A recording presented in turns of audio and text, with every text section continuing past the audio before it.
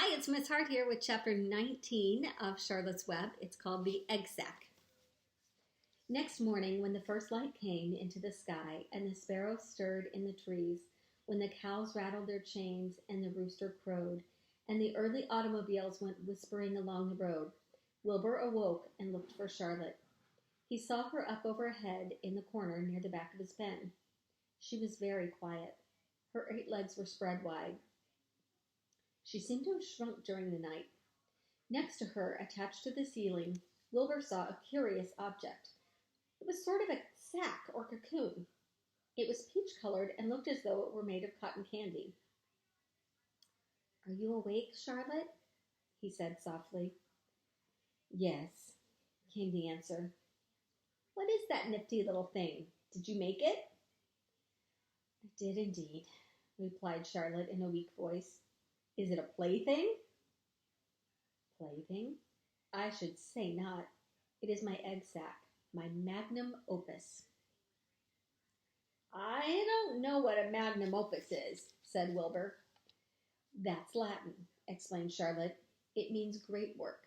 The egg sack is my great work, the finest thing I've ever made." "What's inside it?" asked Wilbur. "Eggs?" 514 of them," she replied. 514? said Wilbur. "You're kidding." "No, I'm not. I counted them. I got started counting, so I kept on, just to keep my mind occupied.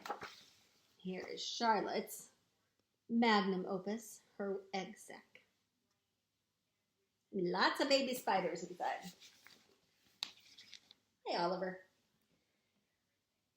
"It's a perfectly beautiful egg sack," said Wilbur, feeling as happy as though he had constructed it himself.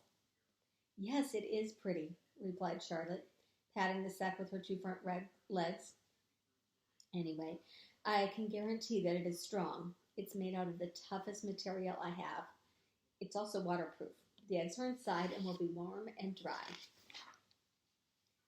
"Charlotte," said Wilbur dreamily, "are you really going to have 514 children?" "If nothing happens, yes," she said. "Of course, they won't show up till next spring." Wilbur noticed that Charlotte's voice sounded sad. "What makes you so downhearted? I should think you'd be terribly happy about this." "Oh, don't pay any attention to me," said Charlotte. "I just don't have much pep anymore. I guess I feel sad because I won't ever see my children." "What do you mean you won't see your children? Of course you will. We'll all see them. It's going to be simply wonderful next spring in the barn cellar with 514 baby spiders running around all over the place. And the geese will have a new set of goslings and the sheep will have their new lambs." "Maybe," said Charlotte quietly. "However, I have a feeling I'm not going to see the results of last night's efforts. I don't feel good at all. I think I'm languishing, to tell you the truth." Wilbur didn't understand the word languish, and he hated to bother Charlotte by asking her to explain. But he was so worried he felt he had to ask. "What does languishing mean?" "It means I'm slowing up, feeling my age. I'm not young anymore, Wilbur. But I don't want you to worry about me. This is your big day today. Look at my web. Doesn't it show up well with dew on it?" Charlotte's web never looked more beautiful than it looked this morning. Each strand held dozens of bright drops of early morning dew. The light from the east struck it and made it all plain and clear. It was a perfect piece of designing and building. In another hour or two, a steady stream of people would pass by, admiring it and reading it and looking at Wilbur and marveling at the miracle. As Wilbur was studying the web, a pair of whiskers and a sharp face appeared. Slowly, Templeton dragged himself across the pen and threw himself down in a corner. "I'm back," he said in a husky voice. "What a night!" The rat was swollen to twice his normal size. His stomach was as big and round as a jelly jar. Looks like Templeton had a great night and found lots of good treats. "What a night," he repeated hoarsely. What feasting and carousing! A real gorge. I must have eaten the remains of 30 lunches. Never have I seen such leavings, and everything well ripened and seasoned with the passage of time and the heat of the day. Oh, it was rich, my friends, rich. You ought to be ashamed of yourself, said Charlotte in disgust. It would serve you right if you had an acute attack of indigestion. Don't worry about my stomach, snarled Templeton. It can handle anything. By the way, I got some bad news. As I came past the pig next door, the one that calls himself Uncle, I noticed a blue tag on the front of his pen. That means he won first prize. I guess you're licked, Wilbur. You might as well relax. Nobody's going to hang a medal on you.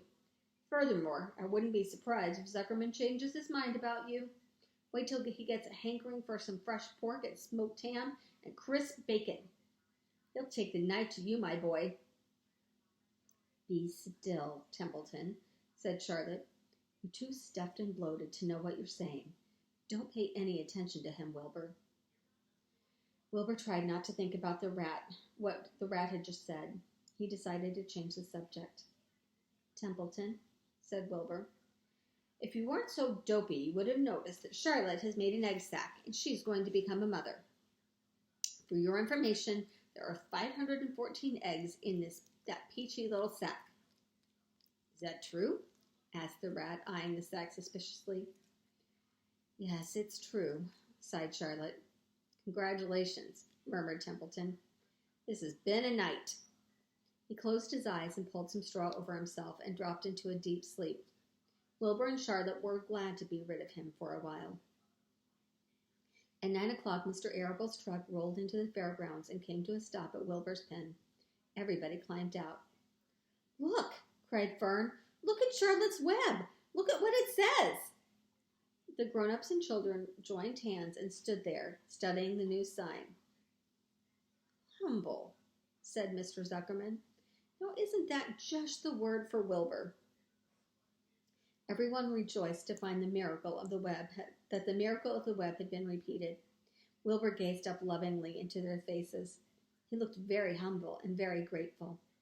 Fern winked at Charlotte. Lurvy soon got busy. He poured a bucket of warm slops into the trough, and while Wilbur ate his breakfast, Lurvy scratched him gently with a smooth stick. Wait a minute, cried Avery. Look at this. He pointed to the blue tag on Uncle's pen. This pig has won first prize already. The Zuckermans and the Arables stared at the tag. Mrs. Zuckerman began to cry. Nobody said a word. They just stared at the tag. Then they stared at Uncle.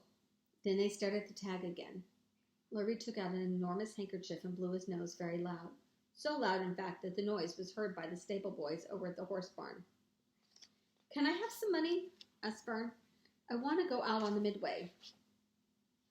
You stay right where you are, said her mother. Tears came to Fern's eyes. What's everybody crying about? Asked Mr. Zuckerman. Let's get busy. Edith, bring the buttermilk. Mrs. Zuckerman wiped her eyes with a handkerchief. She went to the truck and came back with a gallon jar of buttermilk. That time, said Zuckerman cheerily. He and Mrs. Zuckerman and Avery climbed into Wilbur's pen. Avery slowly poured the buttermilk on Wilbur's head and back, and as it trickled down the sides and cheeks, Mr. and Mrs. Zuckerman rubbed it into his hair and skin. Passers-by stopped to watch. Pretty soon, quite a crowd had gathered. Wilbur grew beautifully white and smooth. The morning sun shone through his pink ears. He isn't as big as the pig next door, remarked one bystander, but he's cleaner. That's what I like. So do I, said another man. He's humble, too, said a woman, reading the sign on the web. Everybody who visited the pig pen had a good word to say about Wilbur. Everyone admired the web, and of course nobody noticed Charlotte. Suddenly, the voice was heard on the loudspeaker. Attention, please, it said. Will Mr. Homer Zuckerman bring his famous pig to the judge's booth in front of the grandstand? A special award will be made there in 20 minutes. Everyone is invited to attend. Crate your pig, please, Mr. Zuckerman, and report to the judge's booth promptly. For a moment after this announcement, the Arables and the Zuckermans were unable to speak or move. Then Avery picked up a handful of straw and threw it high in the air and gave a loud yell. The straw fluttered down like confetti into Fern's hair. Mr. Zuckerman hugged Mrs. Zuckerman. Mr. Arable kissed Mrs. Arable. Avery kissed Wilbur. Lurvy shook hands with everybody. Fern hugged her mother. Avery hugged Fern.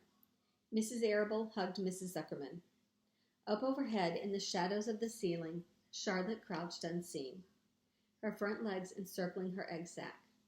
Her heart was not beating as strongly as usual, and she felt very weary and old. But she was sure at last that she had saved Wilbur's life, and she felt peaceful and contented. Here are the Arables and the Zuckermans celebrating that Wilbur's getting a special award. "We have no time to lose," shouted Mr. Zuckerman. "Lurvy, help me with the crate." "Can I have some money?" asked Fern. "You wait," said Mrs. Arable. "Can't you see everyone's busy?" "Put that empty buttermilk jar in the truck," commanded Mr. Arable. Avery grabbed the jar and rushed into the truck. "Does my hair look all right?" asked Mrs. Zuckerman. "Looks fine," snapped Mr. Zuckerman, as he and Lurvy set down the crate in front of Wilbur. "You didn't even look at my hair," said Mrs. Zuckerman. "You're all right, Edith," said Mrs. Arable. "Just keep calm." Templeton, asleep in the straw, heard the commotion and awoke. He didn't know exactly what was going on, but when he saw the men shoving Wilbur into the crate, he made up his mind to go along. He watched his chance, and when no one was looking, he crept into the crate and buried himself in the straw at the bottom. "All ready, boys!" cried Mr. Zuckerman. "Let's go!" He and Mr. Arable and Lurvy and Avery grabbed the crate and boosted it up over the side of the pen and up into the truck. Fern jumped aboard and sat on top of the crate. She still had straw in her hair and looked very pretty and excited. Mr. Arable started the motor. Everybody climbed in, and off they drove to the judge's booth in front of the grandstand. As they passed the Ferris wheel, Fern gazed up at it and wished she were in the topmost car with Henry Fuzzy at her side. All right, that is all for now. I can't wait to read chapter 20.